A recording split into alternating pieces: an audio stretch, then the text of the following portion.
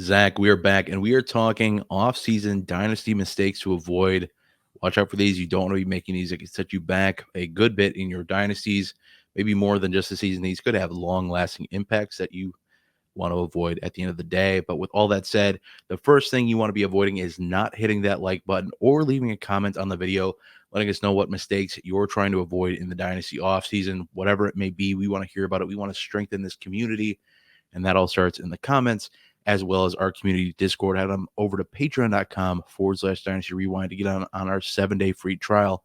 Check that out over there. But with all that said, Zach, let's get to the content that people came for. What is your first dynasty mistake to avoid this offseason? Why is it so important? What's the kind of the fix to the mindset that we're looking for here? Tell us a mistake. What do you got, Zach? Yeah, I think our first 2 points are going to be they're going to go together, but they're also going to clash They do against butt each other. heads. They're going to clash Exactly. against each other. Yep. But I'll explain it, and then I'll explain what I'm saying when you get to your point as well. Okay. And for me, it's waiting until training camp and the preseason to finish addressing your roster, but more specifically your starters. Now, look, I know we have this thing like, oh, you don't need to set your rosters in July. It's very true. However, I don't want to be having to pay a premium for a player when it comes to them having their value increased by the start of football games. We know that in season it is incredibly hard to buy, like running backs, for example. The best time to buy running backs is coming up in the next 2-3 months here, Bob. You know that. Now, I'm not talking about running backs who are free agents.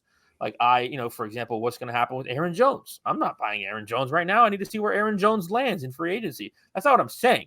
But what I'm saying is this goes beyond February, March, April. This goes into June and July also, where I want to get players at a value. And you have to be able to take a little bit of a risk. And that's the risk I'm okay with taking. You know that, Bob. I don't want to be taking the big risks. I'm okay with taking a little bit of a risk. So it's okay. You may not like it, but it's okay to use your draft capital to buy players, to buy veterans, and to buy points. Now, I'm never, ever, ever the guy that uses all his draft picks to buy veterans. That's not my style at all. Typically, I have a cornucopia of draft picks, a whole lot of draft picks, a bevy of draft picks, a slew of draft picks, whatever you want, whatever word you want to say in there. And I use some of those to buy players, and I use some of those to draft the rookies. So I really like buying players, and maybe it's because I just did it so well last offseason. That could go wrong. That could go, one of two ways. You could bought players that didn't perform so well. But last year, my two main targets were Mike Evans and David Montgomery, and those two players paid off for me in a lot of spots. Another one was Evan Ingram, and that was before he signed that contract extension. Because if you remember, he was on the franchise tag up until the deadline in training camp. So I'm trying to take that philosophy, because we're always talking about, hey, let's look back and see what worked for us and what didn't work. And what worked for me was buying players at a value over the course of February to say June or July, before players get in training camp, before we're seeing, the Twitter feeds of like, oh my gosh, here's Davante Adams making a catch. Oh, then his value increases. So all I'm saying is take advantage of an opportunity to buy players at a cheaper price as opposed to a premium when we get to August and September. And look, I know what you're going to say here next, Bob, because I see it on the show sheet, and I agree with your point. So I'll explain how my point fits with yours once you get to it. Yeah, I think there's a fine line between our 2 points of where you need to exist. And the important note is, hey, you have X spots to fill that you want to fill before you get to having to start setting a lineup. But you don't have to fill them all right away. You can kind of pick and choose your spots. You can add players at value when the opportunities arise. You can pick your spots on some offseason vets. We'll be talking about them over the course of the offseason. Subscribe so you don't miss those videos. But moving on to my next point, and specifically, I'm not against selling draft capital, because I think in an upcoming point, draft capital is valuable because of everything you can do with it. I just think I want to avoid selling draft capital too early. And I think one of the things, touching back to your point, that I want to avoid is buying players that are kind of in real murky situations. We don't know what their free agency outlook is, but even when Aaron Jones signs to a team, just pulling an example, unless it's like just the premier spot, like the Dallas Cowboys, which, hey, he'd be going to his home team, that would probably up his stock pretty good. But unless he goes to a really premier team, I don't think his value rises. We saw what he did for the most part of this season, was banged up this season. Um, has not been the same guy. We kind of feel like he's getting to that point as a running back. I still think you're going to be able to buy him at a decent value over the course of the offseason, even after he signs. I just think that I want to avoid selling too soon for players that are uncertain. I don't hate the idea of going and buying players right now, because as we've discussed regularly on the channel, is that right now it's picks market. Picks are more inflated with value. I should say, not necessarily overinflated, maybe to a degree, but they're the most valuable piece because the draft is what's next. The rookie draft is what's next. But after your rookie draft takes over, teams are going to be looking around and thinking, okay, I got to look at next at start setting a lineup. This is why you need to be a little bit ahead of that. So I agree with your point. Don't wait all season to fix your holes. I would just say tread the line carefully between our 2 points still, at least, of doing it all right now or doing it all later, and just kind of pick up the pieces as the value arises along the way. Make steady moves. And this is just a good concept of steadily being involved in your league and not making, oh, I made 5 moves this week, see you in March, something like things like that. So, but my big thing, selling draft capital, getting solely to my total point here. If you have draft capital, and hopefully the abundance we talk about, the cornucopia of draft capital that Zach brought up, like we talk about doing and we talk about in all of our roster reviews. If you're interested in having a roster review, check the YouTube description box. You're in the driver's seat right now. You have all of the power at your disposal, and you can make these value buys for aging veterans, or not even just aging vets, but veterans who are established in the league, because, it's the rookie draft, man. Everybody wants in, especially if they don't have picks already. And you get to have what the people want right now and what they will want for the next 4 months. Plus, depending on when your rookie draft is, if your rookie draft is all the way in August, you have that much longer to be in the driver's seat of draft capital value. I just think there's a good chance of any, especially dealing early draft capital. I'm a little bit more, in the same camp as you. Don't want to move all my draft capital for starters, but I am willing to move second and third round picks for veteran players that can help supplement my lineup if I'm looking to be competitive come the season. If you're not necessarily looking to be competitive next year, kind of a moot point in general. I would just say stick to your draft capital. Don't trade down in your drafts in general. Now, wait till you're on the clock, or wait till you're very close to the draft. Wait till after the NFL draft so you have a better picture of, the tiers and how they break down and things like that. But overall, just take a breath, take your time, wait for the right deal, whether you're buying a vet, whether you're selling draft capital to trade down the board, selling for future draft capital. Take a breath. You have time. In my opinion, it's very unlikely you won't be able to get the same deal now when you're on the clock X months from now. So take that breath, chill out. You don't need to make all the moves right now. We got all off season for that. But there does come a point, don't procrastinate. Like I think you're saying with your point. Don't wait to make all of the moves. Zach, feel free to touch on this. Marry the 2 points. Go ahead. Yeah, this is an interesting one because, and I want to get into this trade I made in one of my leagues where I went against the grain of every principle I've ever talked about: selling draft capital too early, buying players before their season is done. I made a trade yesterday in the league, and I feel really good about it. And I really wanted to. Part of this trade was Kendre Miller. We're recording this video after Kendre Miller's Week 18 performance: 13 carries for 76 yards and a touchdown and a catch for 6 yards, and wasn't even featured more than Jamal Williams was. I wanted to get that trade done. This was even before I knew that Kendre Miller was active and Alvin Kamara was inactive. I said, hey, look, if Kendre Miller gets on the field tomorrow and Kamara's not there, which he hadn't practiced all week, the price is going to go up. And so I made a trade yesterday. Try and follow me along in this trade. It's a start 11 Superflex tight end premium league. And the problem in this league is I have pretty good players. I have Justin Jefferson, I have Jalen Hurts, I have Breece Hall, but I don't have 11 starters. And so I finished with the fourth rookie pick. I have the 112 in the league also from the champs pick, not mine. And I traded the 104, Bob. And I'll give you, I'm going to try and lay out this trade as best as I can.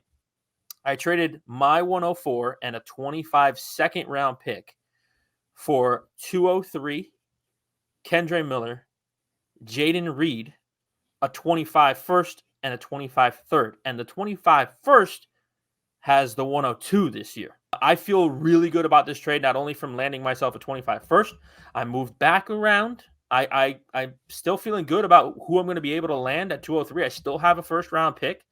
And now I picked up two guys that I think are going to outperform where they're being traded at right now. Jaden Reed had another good game today, Bob. I think 4 catches for 120 yards or something like that. And Kendre Miller, we just talked about the game there. So I feel like I got 2 starters on my roster, plus whatever I can manage at the 203. So this is just a situation where, yeah, I'm trying to fill out my roster for next year, and I don't know that one guy at the 104 does that. Plus might be a quarterback, and I have 4 good quarterbacks in that league. As opposed to, I sold this draft pick early, and I knew that. I wasn't sure if I could have gotten this deal done after Kendre Miller played. Because look, Bob, everybody saw him today. Everybody saw, like, if you saw the touchdown that Kendre Miller made, there was him and 4 guys between him and the end zone at the 5-yard line, and he somehow made it. Look, I'm not like Kendre Miller's the best running back in the world, but he's somebody that I've identified for a long time now that I want on my roster in 2024. So this is kind of where our 2 points merge a little bit. I did sell the pick early, but I think I got a really good deal in return, and I'll let you kind of comment on that there. Yeah, and I think the crux of that deal that makes it okay for me or works for me or makes it an easier pill to swallow. You got the first back next year. That's great. You still have draft capital to play with this year. Awesome. Love that. And then you're adding 2 young ascending players at what I believe to be in that deal pretty good value. So don't hate the move at all. I get it. And especially like you said, building it into a larger starting roster, it makes sense. You're filling out more players with the draft capital you added along with that whole deal. So don't hate it one bit. I get it. And I think that, you know, I'm just saying, I don't think there's going to be times where you should only hold your draft capital. Correct. I think there's going to be times where this is a great deal. It is what it is. It's probably about as good as what I'm going to get down the road. I'm okay with making those deals. I just, you know, don't move your whole pool of draft capital now, especially if you have picks to play with. Don't move it all now, especially if you have little to play with.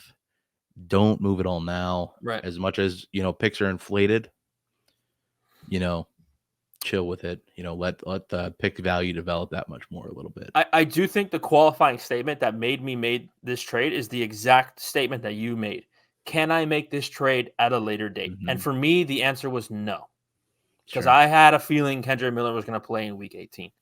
So that qualifying statement is something I ask myself and I use a lot. Can I make this trade later?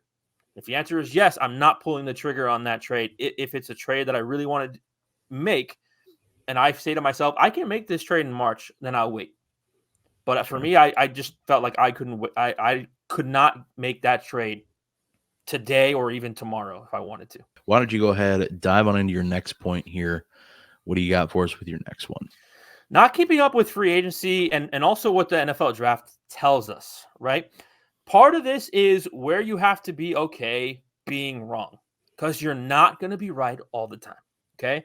We love to be like, ooh, I said this. I mean, God knows I love to do it, right?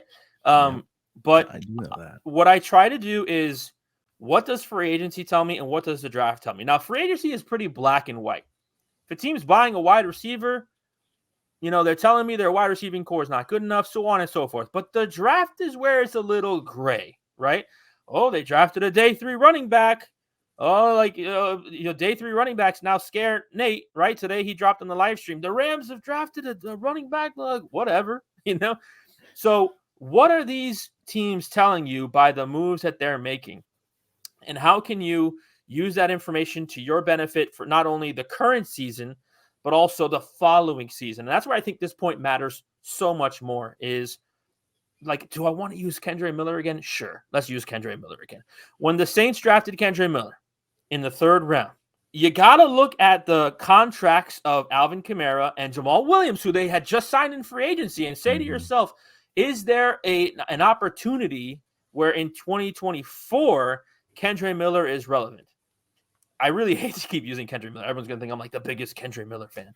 You are the biggest Kendre Miller I'm fan. I'm a big Kendre Miller fan. I think he's a great player and a really solid opportunity. And this point is everything that I'm saying. So if you look at the contracts of Alvin Kamara, owed $19 million in 2024 on a team that's already $75 million over the cap. Now, the Saints love to move money around and create future dead money. Maybe they do that with Alvin Kamara, maybe not.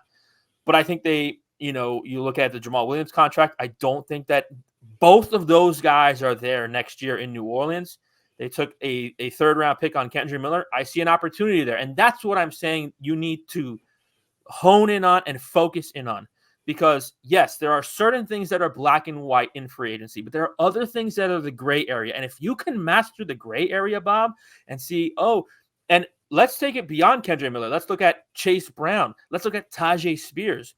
Those are gray areas where you're not sure, hey, are these guys in landing spots in 2024 to take over a backfield like Rachaad White? And I think all of those guys potentially are. Like, we are looking potentially at a situation in 2024 where Tajay Spears, Chase Brown, and Kendre Miller are all starting running backs for their teams next year. Now, it could be 1 out of 3, could be 9 out of 3, could be 3 out of 3. But that's what I'm saying.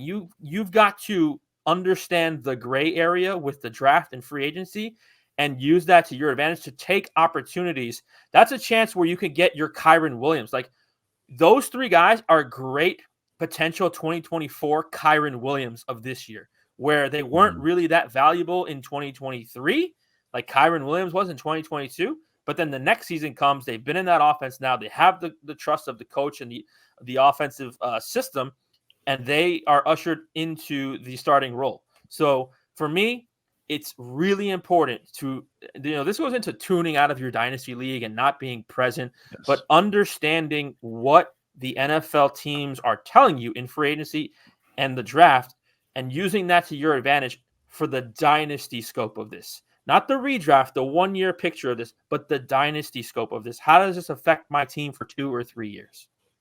Yeah, I think this is a great point, Zach. And the point I was going to tack on with it is it goes right into that mainline feed of don't tune out, stay plugged in, read into every move that's made.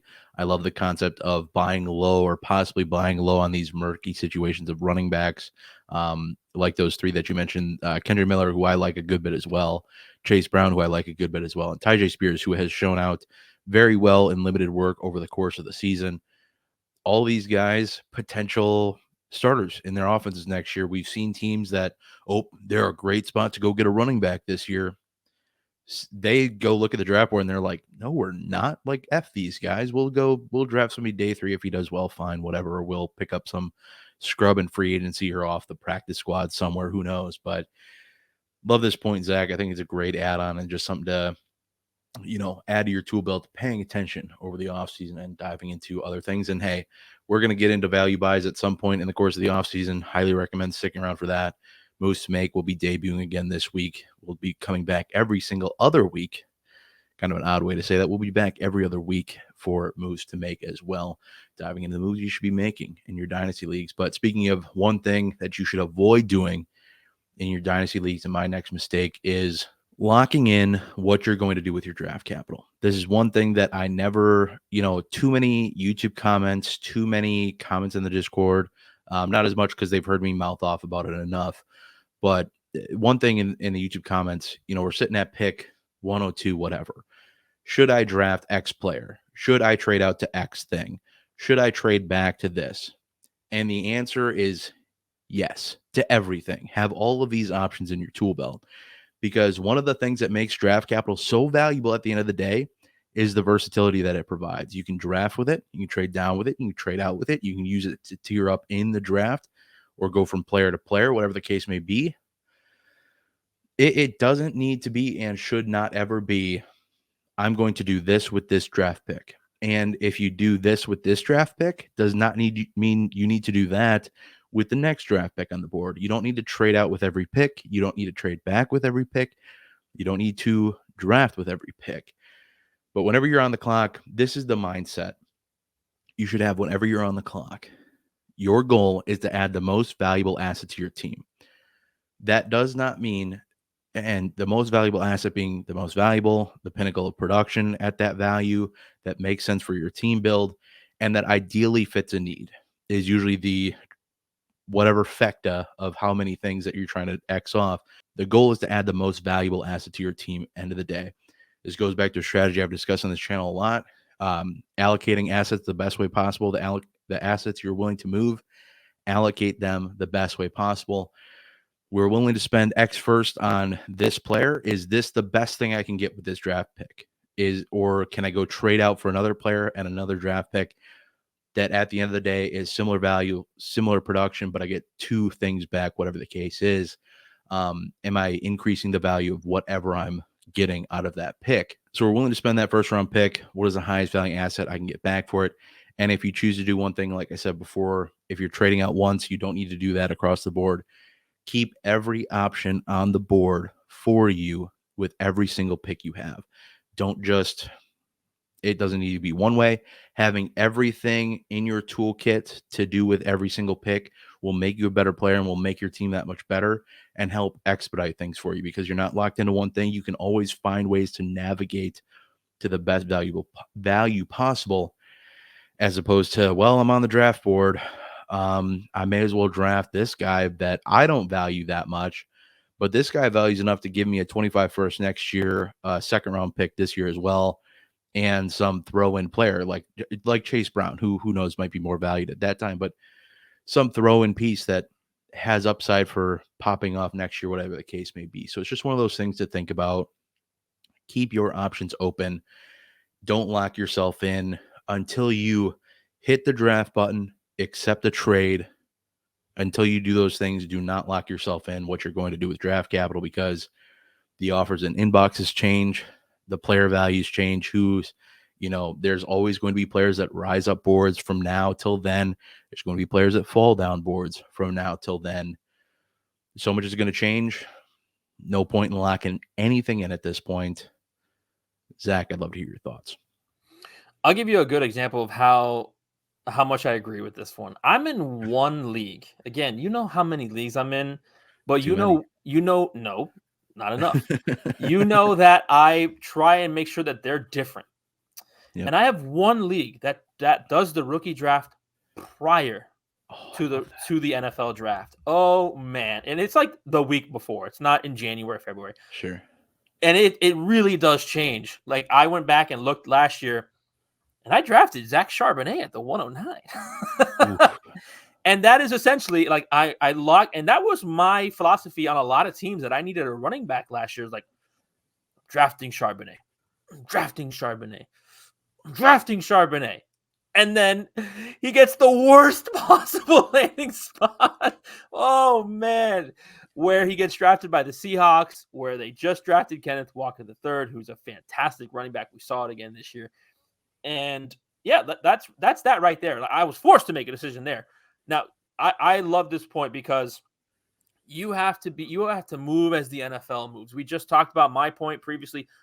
What is the NFL telling you with free agency and the draft? Well, you have to be able to move with those waves. I am not the talent over situation guy. I'm not, because situation matters a whole lot. Definitely do not be locked in. Like, oh, I'm taking JSN no matter what. Like, this isn't Draft Day. You seen the movie Draft Day? You see the guy writes on the paper, like, this guy no matter what, and then folds it. Poof. Like, that doesn't apply here. All right? we gotta move with what the NFL tells us here. Yeah.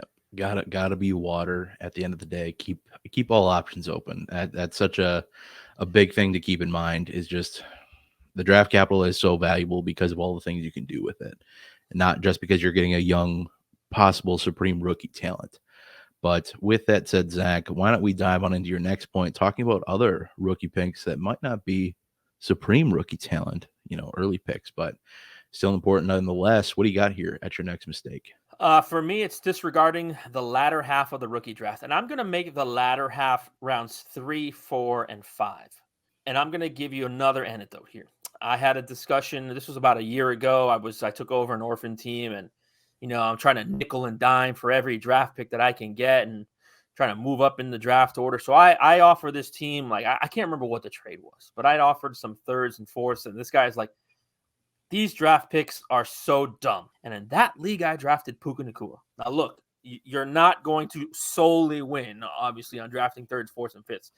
But if you can find players that can contribute to your roster, that can be, some people found Jaden Reed in the third round last year. Puka Nacua was in fourth and fifth rounds last year, sometimes even free agency. And what I'm really trying to say here is not necessarily like, oh, this is where, your team is built. But just don't disregard it. Like, I'm always asking, and I know that you are, because I've traded with you, and it's really annoying because we have the same philosophy, always asking for a kickback, a fifth, a fourth, a third. I'm always trying to, hey, let me give you my 306 and you give me your 302, something like that, because there is value in having volume in these rounds. Now, okay, it's nice to have one pick here and there, but I like to have multiple shots in these rounds to see what happens, what players you can get. There are some players, like we could do this whole show where we look back at last year's draft and find players that are contributors now. Dontavian Wicks, A.T. Perry, they had great week 18s for their teams. There's other players that we can find as well. Chase Brown was a third, fourth round pick last year. All I'm saying here is just don't disregard the latter half of your rookie drafts. It's not all about your first and second round picks. It's about every single penny, nickel, and dime that you can get in a trade to give yourself an opportunity to find the Puka Nacuas, the Jaden Reeds, so on and so forth. So all I'm saying is don't disregard these picks. Make sure you're asking for them. At the worst, what can happen is the person that you're trading with says no. You go back to the original offer. Sometimes I know I can get very annoying with this, but I try to insist on getting some kind of a kickback of a draft pick in a lot of trades. And even just not necessarily looking at the, best outcomes, the 1% outcomes, let's say the low percentage outcomes, the Jaden Reeds that were in the third round, the Pukas that were in the fourth or fifth, the Pachecos, the Kyron Williams, etc. Think about all of the situations that are going on with quarterbacks right now and guys that are just finding work that nobody expected to. What could you trade Jaren Hall for during the season? Was it probably a third round pick when you drafted him in the fifth round?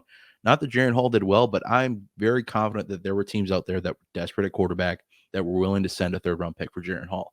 And I know there's others I'm forgetting out there. Aiden O'Connell, I'm sure you could get a good bit for at one time or another. Just something to think about with these picks. It's not even just grabbing, and I would say too, with how the running back landscape is shaping up, I think more and more frequently we're going to find these running backs that become relevant in these later rounds, much like the NFL is. I think we're going to have the opportunity to as well, just because of the fact that nobody's really pegging a lot on these guys. There's not a ton of hype on them, but they're falling to these rounds because there's other, more secure talent ahead of them. And then I think and this is probably what led to some people trading away Puka is, sometimes you're just looking to get these guys on your roster so you can flip them. And sometimes, the Chase Browns of the world, that you got Jalen Warren was a later round pick as well. These guys, maybe you ride it out and see what happens, see what the future of the starter alongside them or ahead of them looks like.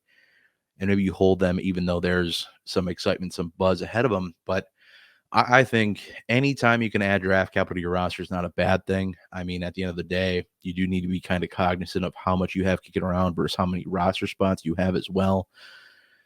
That's obviously going to, you're going to kind of be in a chokehold there if you just keep adding a ton of picks. You're eventually going to need to make some cuts, and maybe we'll get to that in a minute. But getting into my last point before we get into a quick bonus point, my biggest regret, mistakes I've made over time is having a conviction about a player. Kyron Williams is an example. CJ Stroud is an example. And those are kind of the two ends of the spectrum there. A guy that was really good right away and a guy that needed to kind of cook for a little bit. Guys I really liked, and I let the noise take me down or pull me one way or the other, or pull me off of drafting more of this player than I should have. My biggest mistake here is not forming your own opinions, especially on players when you're drafting in rookie drafts. And I'm not saying, hey, don't listen to anybody, don't stop watching content, stop doing this and that. I am saying be open to other opinions, see how they jive with yours. But at the end of the day, you're the one that has to hit the draft button. And you're the one that has to be okay with who you draft or who you take away with or who you maybe don't take from your draft.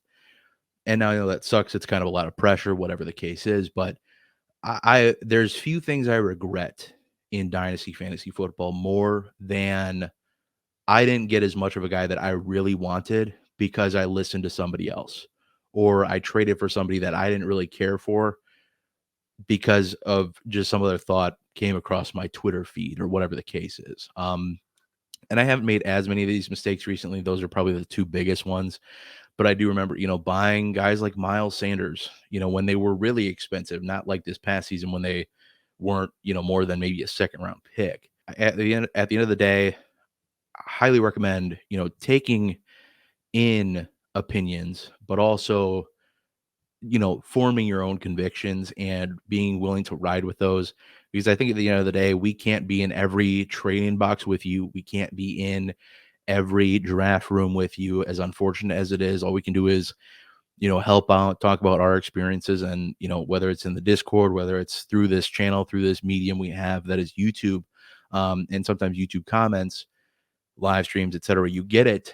We just can't be there all the time with you. All we can do is share our opinion. And, the thing is with our opinions too is, hey, we're making these same decisions. So if we're making them, we're right there with you. Anything we suggest, we're doing in our own leagues as well. And these are the strategies we live by and the mistakes we choose to avoid. I'll always recommend sticking to your own opinions, especially when you come up with one on a draft, whether it's, thankfully, the one that I'm really thankful for sticking to my guns on was I didn't draft a single share of Quentin Johnson last year. And I know it, it's always, it's hindsight. It's hindsight. And I'm like, well, a lot of signs there that he was not an NFL prepared player, an NFL ready player. I know he's done some things over the course of the season that has made us feel better, but I've still seen a lot of not good things too. That's Zach Evans too. Zach Evans was a guy that we were a lot lower on. Keishawn Butte, who was, and the thing with those guys at least is they weren't super, highly drafted in rookie drafts anymore at that point. So that's one of those things. Glad I never had any of those guys kicking around my rosters. But, if you really didn't like Quentin Johnson, but you got quote unquote bullied, that's not a great term to say for that. But you got, thought into whatever, into drafting Quentin Johnson at the 109. There were some landmines there, don't get me wrong, but man, how do you feel sitting on that pick right now? If I had him, I'd tell you probably not great. Know your why, know your opinions on why you want to draft players, because like I said, we can't be in the draft room with you. We can't be in that trade inbox with you. So form your own opinions, take in others, but at the end of the day, that's always, like I said, that's my biggest regret over the course of the last two seasons is not drafting enough of two players I really, really liked. And I'm super glad that I stuck to my guns on guys like Josh Downs and Jaden Reed last year. It happens. It doesn't always work out. You don't always get your guys to pan out, but that is it for my rant. Zach, feel free to dive in on this point as well. What do you got? I just wanted to ask a quick follow-up on that because I know that we've talked about this outside of this video, but you make a good, compelling argument for this point. But where does this factor into diversification of your portfolio? I am not the diversify believer. I get it. Especially when you're playing in a bajillion cash leagues, whatever, or best balls, on underdog, whatever the case is. But I've just never, I'm open to diversifying on players that I like, but I'm not, if I just don't like a player's skill set, whatever their, however they factor into a certain league format, whatever the case is, I'm not just going to go add a player for the sake of getting a share. If I like a player, I'm in. If I don't like a player, I'm out. That doesn't mean I'm only drafting 17 players across all of my leagues or trading for 17 players, whatever the case is. But I'm not of the mindset to really, and that's just me. I get it. I get people want to diversify so you can still get your shot. I guess one person that I am kind of glad I quote unquote diversified on, but I did kind of like his rookie film, Rashee Rice. I would not have a share if not for one league where he was the last of that like big tier of wide receivers outside of the first round. The Jaden Reed was gone. I think I actually drafted him already. Josh Downs, I think I drafted him already too. And then I was hoping to get some defender because it was an IDP league. Still is an IDP league for that matter. But I was hoping to get that player. I was kind of left in that tier, couldn't pivot off the pick. Tried to make some trades to get off of Rice after the trade or after the draft. Didn't happen. Ended up stuck with him, quote unquote. Hey, that one's panned out for me, but I'm still not an advocate of, hey, go draft guys you don't like for the sake of drafting guys you don't like so you have them. If you like guys a little bit and you're willing to take a shot, fine. I'm never going to add a guy, though, that I don't like or believe in or want to watch play football on Sundays. That's where I draw the line on diversification. Your thoughts? I've never believed in diversification. I never have. I mean, I have like 90% of Michael Wilson shares. So in 30-something leagues. So just that's all I got to say. I've never been, but I know that you had that conversation.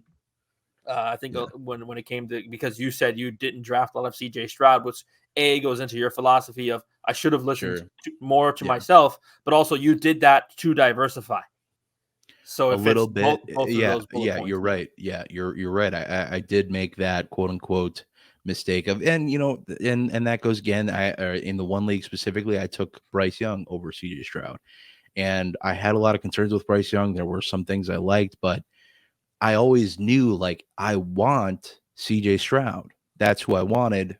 Didn't draft him, and maybe I'm singing a different tune if CJ Stroud isn't so great and Bryce Young doesn't have a terrible, quote unquote, terrible rookie season. Maybe I'm singing that different tune, but I still regret not just sticking to my guns, pulling the trigger on the guy I liked a lot and really believed in.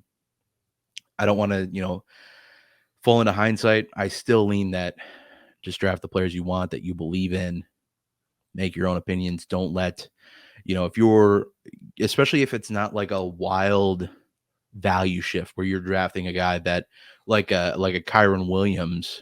If I was drafting him, I was gung ho on him, but I was drafting him in like the second round.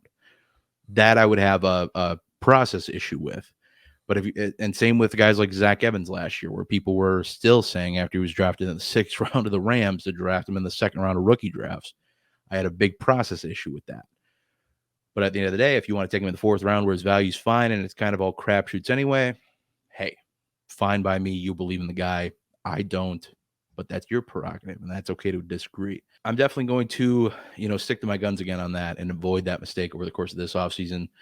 If I'm not in love with a prospect, I'm not going to draft them. And then as a bonus point that I wanted to bring up here, talking a little bit about just roster construction in general, we didn't get into a ton of that today, some of that with, player acquisition and whatnot, but in terms of just putting your roster together, I think one of the mistakes you can avoid this offseason is not making cuts you don't have to. There's always going to be players that we want to get off our roster. I get it. There's a bunch of quote unquote roster cloggers on there. There's videos out that we've put out over the past few weeks of players that we're okay with kicking to the curb at this point with what we expect of their production going forward, how they've been in the past, whatever the case is. But I want to, if I don't need to make cuts, if I don't need to clear my IR slots, if I don't need to clear taxi slots, if I don't need to make room for an incoming rookie draft before the rookie draft. I know some leagues are like that where you have to clear spots for however many rookie picks you have before the draft starts. Whatever, not my prerogative, but it is what it is. I know there are leagues that do that. If you don't need to make cuts, I don't think you should. Unless you see really good stuff out on the waiver wire, but I wouldn't make cuts just to make cuts to open up roster space for the sake of opening up roster space. You try to do something with these players first, try to use them to upgrade picks. If people need help at wide receiver, but you're just looking to kind of cut this guy and you would be fine with just cutting him, see if you can move up a couple picks, by moving X wide receiver that you're willing to cut. Some players are absolutely waiver wire fodder like we discussed, but other players do hold a little bit more value. The guys that, if you cut them, they're going to get picked up by somebody. Try to move these guys for something. Move them for fab. If your league is a fab league, move them for something, move them for a little bit more than the cost of trying to bid up a player on the waiver wire. But there's just valuable ways to get rid of players that aren't just cutting. And one of the things we always talk about, building that value bank. And part of building your value bank is keeping value on your roster. Most players have value. Not all players are just, waiver wire fodder to begin with or garbage to begin with. Most players have some shred of value, whether it's even a 5th round pick, some fab. Most players have a little bit of value to somebody. it's just that whole another man's trash, another man's mediocre treasure, let's say. Feel free to follow up on this one if you have anything else to add before we get on out of here. Yeah, I mean, this is one that we talked about last year, and it's one to make sure we bring up this year because, you know, what you do want to do is examine like your roster size and make sure that whatever you have now plus your draft capital will be able to fit. Now, again, you can still draft those players, and you in terms of at least on sleeper, you'll be able to put all those players on your roster, but you won't be able to like put your lineup in, do anything like that. So that doesn't hurt you until August, September. I do sometimes like to plug in my starting lineup and just see how it looks, but you wouldn't be able to do that if you have more roster pieces than available roster space in your league. So look at that, you know, make sure you don't have 5 or 6 extra players, because if you do, then you want to start making some of these moves that Bob's saying. Can I trade? Yeah, can I trade this? And you know, one that often doesn't get tried by people is like, yeah, we often, hey, I'll give you this and a 4th for a current 3rd. Sometimes teams don't want to do that, but can you do this and a 4th for a future 3rd? You know, if you're trying that pivot. People don't try that often enough. And also when I send that trade out, I send them a message and I'm saying, hey, this is a 25 3rd. Because sometimes people don't see the year on it. They just see the 3rd. They're like, no. And I'm like, hey, this is a future. I'm like, oh, all right, cool. And then I try my little snake oil salesman line is you're getting this for free for 16 months because I'm not cashing in on that draft pick for 16 months. So might be snake oil, but it's also the truth. Yeah, no, I don't hate that at all. I love that pivot. Mentioned that in a previous video not too long ago about just other ways to, you know, kick that value down the road. If you're going to cut a guy anywhere, he's, you know, on your bubble. Love that concept. And, you know, the whole consolidation concept before you have to is a big one, because if they go to look at your team and they see that you're 10 spots over the lineup requirement or whatever the case is, they know, well, hey, I know you're going to have to cut people anyway. So like, nah, like I'll just wait to get them off waivers or whatever the case is. So just that much thing of one more thing of establishing some leverage before, or even just getting to a point where your league mates aren't establishing leverage on you, is just one thing to keep in mind. And another thing to keep in mind, as before mentioned at the beginning of the video, make sure you like it. Don't avoid the #1 mistake in Dynasty, which is not liking this video, not commenting on this video, letting us know what mistakes you're avoiding in Dynasty Fantasy Football this offseason. Again, we want to strengthen the community. We want to bring everybody together. We want to share other bits of advice that maybe we didn't mention here today, that you've maybe made in the past that you're not going to make again, and that you're sharing with the rest of the community. And if you're not already in the Patreon Discord, check out patreon.com/Dynasty Rewind. Get in that Discord server for a free week, checking out the Discord. And if you want, you can check out our bonus podcast as well. Zack has one that premieres every single week. But with all of that said and in the books, this video is in the books, and we will see you in the next one. But until then, I hope that y'all have a good one.